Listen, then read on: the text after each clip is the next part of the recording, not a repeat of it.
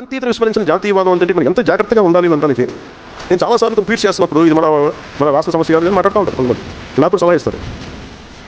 ఇప్పుడు ఉదాహరణకి బంగ్లాదేశ్లో ఇక్కడ హిందువులు చంపేస్తున్నారు, దీన్ని కూర్చొని ట్వీట్ చేస్తుంటే కొన్నిసార్లు ఇప్పుడు లేదు కానీ కొన్ని సందర్భంలో మనకి ఎందుకు జరగదు నేను అంటే నువ్వు భారత రాజ్యాంగం ఎంపీస్తున్నారు, మనం ఉన్నాం, భారతదేశం రాజ్యాంగాన్ని కట్టుబడి మనం ప్రమాణం చేస్తున్నామని చెప్తాం. అంటే భారతదేశంలో ప్రతి విషయం అండి అది పార్టీ కంటే కూడా ప్రజలు చాలా పద్ధతి చాలా ముఖ్యం. అది కూర్చోమని సభా సంస్కరణ ఉండదు మీకు పద్ధత మీకు లా అండ్ ఆర్డర్ మటుకు ఎవరు గెటింగ్ టు కంట్రోల్ నీ చేతుల్లోకి రావాలి చెప్పాలి. చాలా రాజ్యాంగం చేసేస్తున్నారు వాళ్ళు.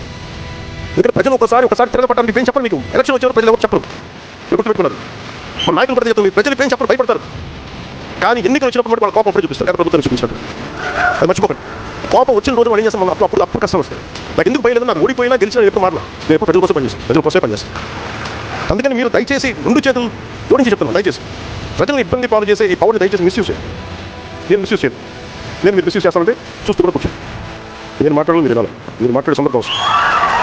ఇది మాటామంతి కార్యక్రమం లేదంటే జనవాణి కార్యక్రమం అయితే మీరు లెటర్లు ఇవ్వండి ప్రసంగించి లేదా మాటామంతి.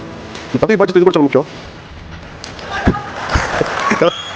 పదవి బాధ్యత ఇదే కదా, ఎప్పుడు మాట్లాడాలి, సందర్భం వచ్చిందని ప్రవర్తించాలి కదా, సందర్భానుసారం మాట్లాడాలి కదా.